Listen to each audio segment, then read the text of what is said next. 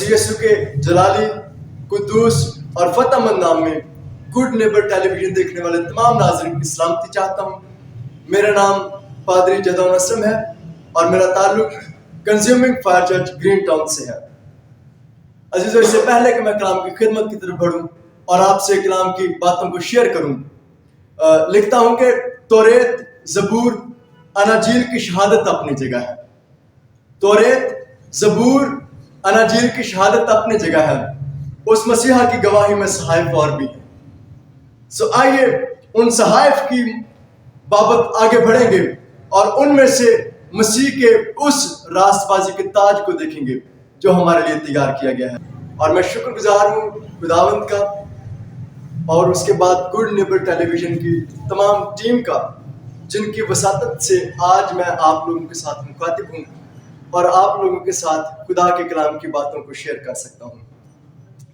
आइए अब हम कलाम खुदा की तरफ बढ़ेंगे। आज का जो हमारा मजमून है वो है रास्तबाजी का ताज। जी हाँ, ऐसा ताज जो रास्तबाजी का ताज है।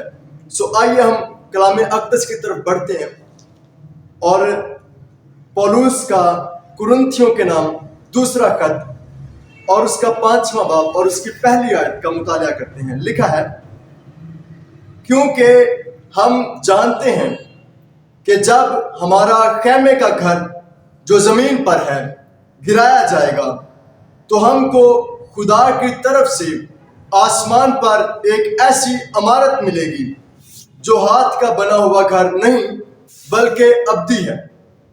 चुनाचे हम इसमें कराहते हैं और बड़ी आरजू रखते हैं कि अपने आसमानी घर में मुलब्बस हो जाएं। अजीजों, यहाँ पर पौलुस लिखता है कि हमारा जो खैमे का घर है वो इस बदन को खैमे के साथ तशबीह देता है। और आप जानते हैं कि खैमे को एक जगह से दूसरी जगह बआसानी मुंतकिल किया जा सकता है, लेकिन जब बात होती है इमारत की तो इमारत को एक जगह से दूसरी जगह मुंतकिल करना नामुमकिन है। मुश्किल ही नहीं बल्कि नामुमकिन है कि इमारत को एक जगह से दूसरी जगह मुंतकिल किया जाए। जब वो यहाँ पर खैमे की बात करता है तो वो कहता है कि ये गिराया जाएगा, यानी ये खैमे का घर जो जमीन पर है, ये बदन जो फानी है, एक दिन ये बदन गिराया जाएगा, ये फना किया जाएगा। लेकिन उम्मीद की बात वो ये करता है कि हमें आसमान पर एक ऐसी इमारत मिलेगी जो हाथ का बना हुआ घर नहीं है बल्कि अब्दी है। चुनाचे हम इस बदन में रहते हुए, इस दुनिया में रहते हुए मुख्तलिफ दुखों का, मुख्तलिफ परेशानियों का सामना करते हैं। हम इन दुखों में रहते हैं, हमें इस जिंदगी में रहते हुए इन दुखों का सामना करना पड़ता है। लेकिन वो कहता है कि एक वक्त आएगा कि हमें आसमान पर एक ऐसी इमारत मिलेगी जिसके लिए वो तैयार है और वो अपने आप को समझता है कि मैं तैयार हूं कि मुझे आसमान पर एक ऐसी इमारत मिलेगी, और वो कहता है कि मैं उसमें मुलब्बस हो जाऊंगा। अब वो लफ्ज लिबास इस्तेमाल करता है और वो जानता है, क्योंकि पौलुस का जो काम था वो खैमादोज़ी का था, और वो जानता है कि खैमे के लिए जो कपड़ा इस्तेमाल होता है उसी तरह का कपड़ा इंसान के लिबास के लिए इस्तेमाल होता है। लेकिन जब वो आसमान की बात करता है तो वो जलाली बदन की बात करता है। वहां पर वो कहता है कि हमें आसमान पर एक ऐसी इमारत मिलेगी जो हाथ का बना हुआ घर नहीं है बल्कि खुदा की तरफ से अब्दी घर है, और वो एक अब्दी और जलाली बदन है जो कभी फना नहीं होगा। और जब हम आगे बढ़ते हैं कलाम खुदा की रोशनी में, और कुरिन्थियों के नाम पौलुस के पहले खत के 9वें बाब की 24वीं आयत में लिखा है, क्या तुम नहीं जानते कि दौड़ में दौड़ने वाले दौड़ते तो सब ही हैं, मगर इनाम एक ही ले जाता है। तुम भी ऐसे ही दौड़ो ताकि जीतो। और हर पहलवान सब तरह का परहेज करता है। वो लोग तो मुरझाने वाला सेहरा पाने के लिए ये करते हैं, मगर हम उस सेहरे के लिए करते हैं जो नहीं मुरझाता। जी हाँ अजीजों, जो हमारी दौड़ है, जो हम दौड़ रहे हैं, हमें इस तरह से दौड़नी है कि हम जीतें। جب پولس وہاں پر ذکر کرتا ہے، کیونکہ کرنتھیوں کے جو رہنے والے تھے، کرنتھس شہر کے رہنے والے لوگ تھے، وہاں پر کھیلوں کے مطابق وہاں پر بہت سے کھیل ہوا کرتے تھے، اور وہ اس طرف ان کی ترجیح دلاتا ہے کہ جو وہاں پر کھلاڑی کھیل پیش کرتے تھے، جب وہ جیتتے تھے تو ان کو انعام دیا جاتا تھا، روم کی سلطنت کی طرف سے اور یونانی سلطنت کی طرف سے انہیں انعامات سے نوازا جاتا تھا۔ لیکن یہاں پر وہ اس بات کی بات کرتا ہے کہ ہمارے لیے جو صحرا تیار ہوا ہے وہ مرجھانے والا نہیں ہے، وہ کبھی مرجھائے گا نہیں، اس کی خوشبو کبھی ختم نہیں ہوگی، بلکہ وہ ایک ایسا صحرا ہوگا جو ہمیشہ تر و تازہ رہے گا۔ وہ یہاں پر دوڑنے کی بات کرتا ہے۔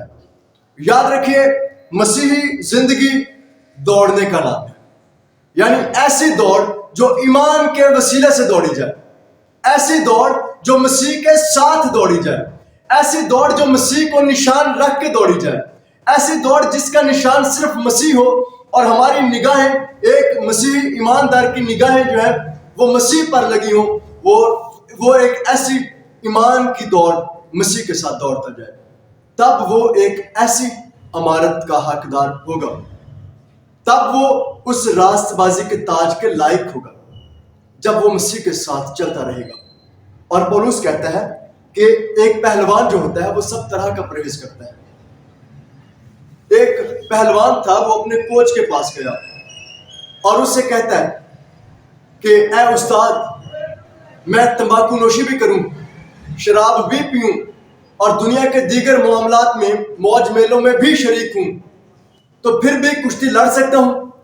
اس نے کہا ہاں لڑ سکتے ہو، لیکن جیت نہیں سکتے۔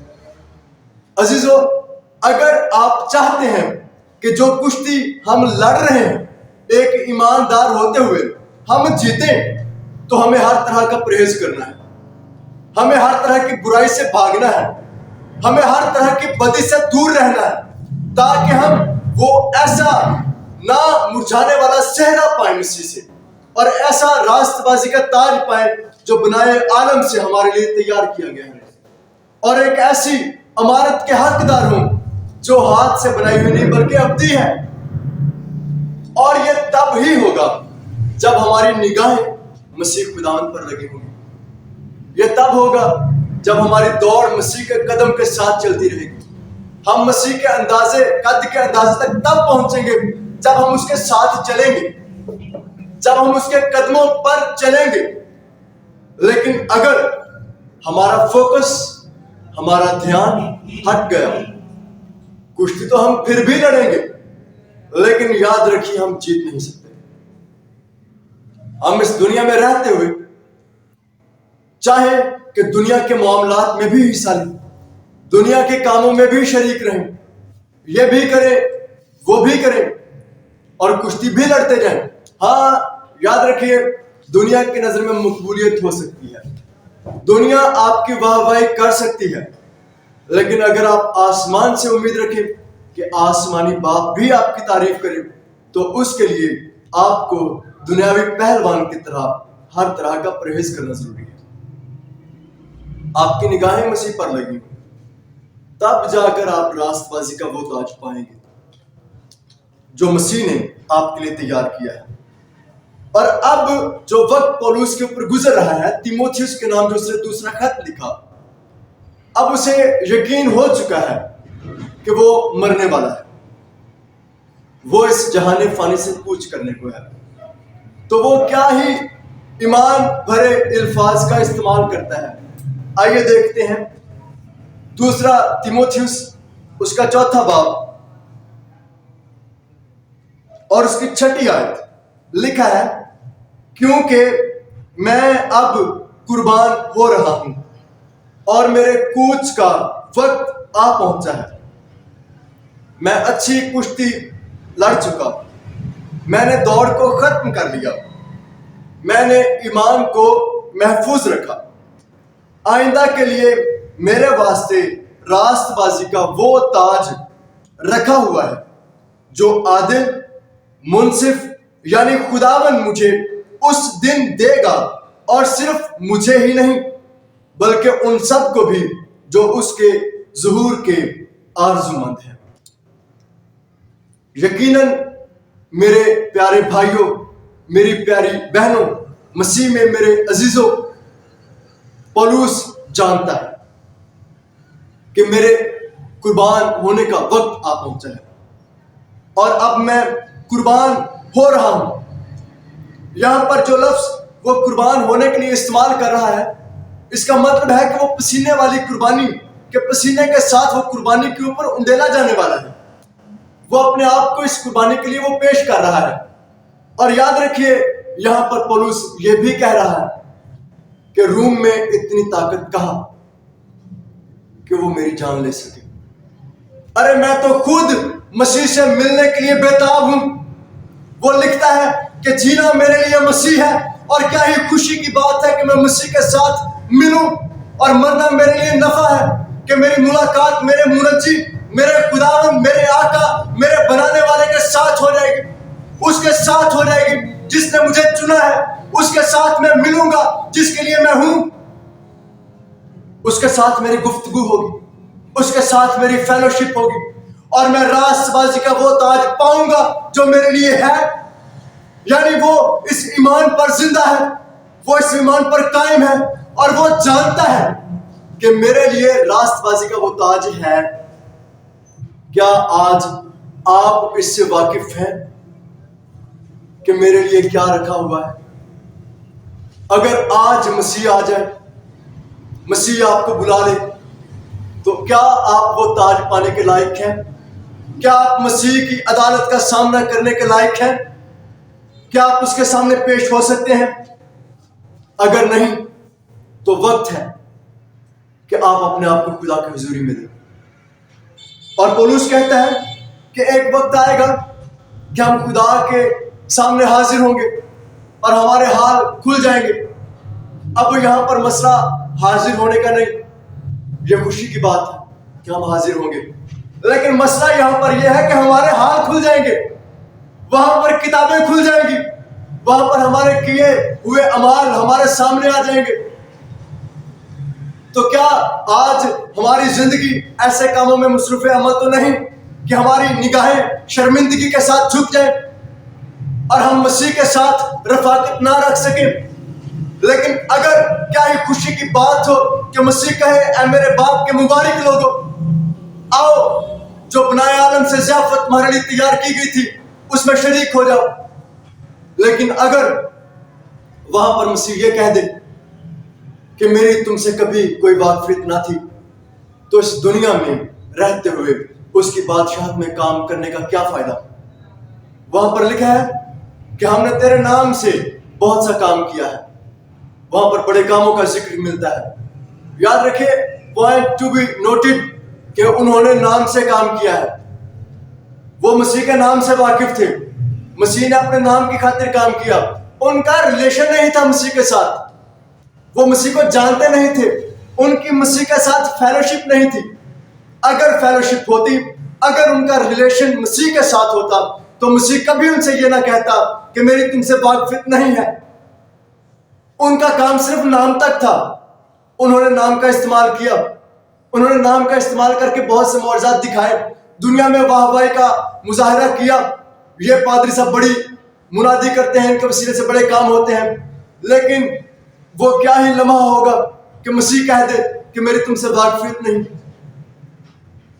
میرے عزیز دوستوں، پیاری بہنوں اور بھائیوں، یاد رکھیے، اس صحرے کے لائق کام کیجیے، اس تاج کے مطابق کام کیجیے۔ مسیح کو کوانٹٹی سے مطلب نہیں ہے کہ آپ کتنا کام کرتے ہیں، مسیح کو کوالٹی سے مطلب ہے آپ کیسا کام کرتے ہیں۔ دوڑتے تو سبھی ہیں، لیکن مطلب یہ ہے، معنی یہ بات رکھتی ہے کہ کیا آپ صحیح سمت میں دوڑ رہے ہیں۔ آپ سے کہا جائے کہ یہ جو ایریا ہے 2 کلومیٹر کا، آپ نے یہ دوڑنی ہے، آپ کہیں اور ہی دوڑتے جائیں، تو کیا آپ ایمان کے ساتھ اس انعام کو پا سکتے ہیں؟ جی نہیں، وہ انعام آپ کے لائق نہیں ہوگا، نہ آپ اس کے لائق ہوں گے، کیونکہ آپ غلط سمت میں دوڑتے رہے ہیں، آپ کا فوکس غلط تھا۔ اب وہ وہاں پر کہتا ہے کہ میں قربان ہو رہا ہوں، میرے کوچ کا وقت آ پہنچا ہے.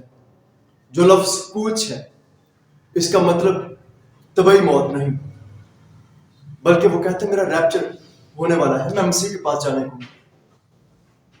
یہاں پر جو لفظ ہے اس کا مطلب یہ ہے کہ جو بحری جہاز ہے وہ اپنا لنگر اٹھا کر ایک جگہ سے دوسری جگہ منتقل ہو رہا ہے.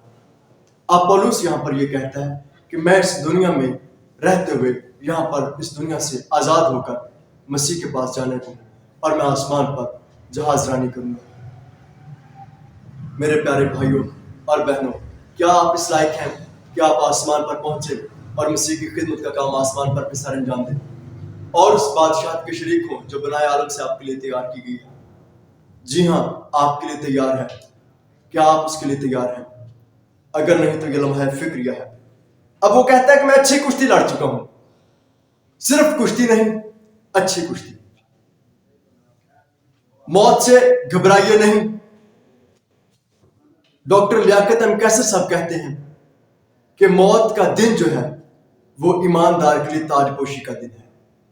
اگر آپ ایماندار ہیں تو آپ کے لیے اس سے بڑھ کر خوشی کی بات ہو ہی نہیں سکتی کہ اس دن آپ کے سر پر تاج رکھا جائے گا، اور ایسا تاج جو راست بازی کا تاج ہے، ایسا صحرا جو نہ مرجھانے والا ہے، اور خدا آپ کو دے گا.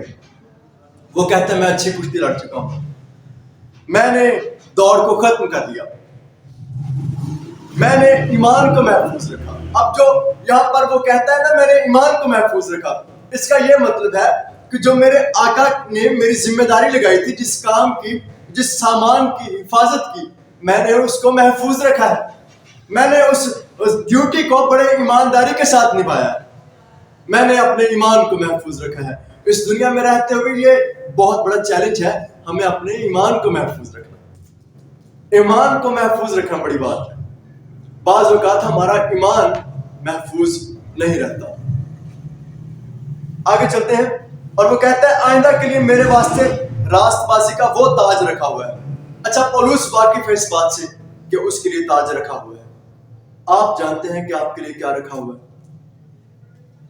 اگر آپ اس بارے میں ناواقف ہیں کہ آپ کے ساتھ کیا برتاؤ کیا جائے گا، تو یاد رکھیے جہنم تیار ہے جہاں پر رونا اور دانتوں کا پیسنا ہوگا. لیکن اگر آپ صحیح دشا میں دوڑتے رہیں گے تو آپ کے لیے راست بازی کا تاج بھی ہے. وہ آگے کہتا ہے صرف میرے لیے نہیں بلکہ خدا ان کو بھی دے گا. خدا عادل اور منصف ہے. وہ جانتا ہے کہ روم کی جو سلطنت ہے وہ عادل نہیں ہے، وہ انصاف نہیں کر سکتی، وہ راست نہیں ہے. لیکن آسمانی باپ راست ہے، وہ انصاف کرتا ہے. وہ بھی ہمیں ایسا ہی تاج دے گا جیسا پولس کے لیے تیار ہے. اس میں کچھ فرق نہیں ہوگا، لیکن اس کے لیے فرق یہ پڑتا ہے کہ کیا آپ کا کام اس لیول کا ہے، اس کوالٹی کا ہے. مسیح کو کوانٹٹی سے کوئی مطلب نہیں ہے، کوالٹی سے مطلب ہے. اگر آپ اس کی کوالٹی، اس معیار تک کام کریں گے تو آپ یقیناً راست بازی کا تاج پائیں گے. اب وقت ہے عزیزو کہ ہم اپنی زندگیوں پر غور کریں اور اس تاج کی بابت سوچیں جو مسیح نے تیار کر رکھا ہے. اور یاد رکھیں وہ راست بازی کا ایسا تاج ہے جو مسیح نے آپ کے لیے تیار کیا ہے. لکھتا ہوں کہ ہمیں معلوم ہے پولس کے مانند جداؤن. اپنی بات کرتا ہوں کہ ہمیں معلوم ہے پولس کے مانند جداؤن تاج اپنا بھی مسیحا نے بنا رکھا ہے. یس میرے پیارے بھائیوں، میری پیاری بہنوں، میں اس بات سے واقف ہوں کہ مسیح اگر آج لینے آ جائے I am ready to go with him. وہ کیا ہی خوشی کی بات ہوگی کہ میں آسمان پر مسیح کے ساتھ رہوں گا، میں اس کے ساتھ ملوں گا، میں اس کے اس جلال سے فائدہ اٹھاؤں گا. اور کیا ہی خوشی کی بات ہوگی کہ میں مسیح کے ساتھ رفاقت میں رہوں گا. آج وقت ہے میرے پیارے بھائیوں اور بہنوں کہ ہم اپنی زندگیوں پر غور کریں اور مسیح کی خاطر اپنی زندگیوں کو وقف کر دیں تاکہ ہم اس راست بازی کے تاج کے لائق ہو جائیں اور مسیح سے نام مرجھانے والا صحرا پائیں. خداوند اس کلام پر ہمیں عمل کرنے کی توفیق بخشے اور یہ فضل بخشے کہ ہم اس دوڑ کو دوڑیں جو صحیح سمت میں ہے اور مسیح کے قد کے انداز تک پہنچ جانے کے لائق ہے. God bless you all. Thank you so much.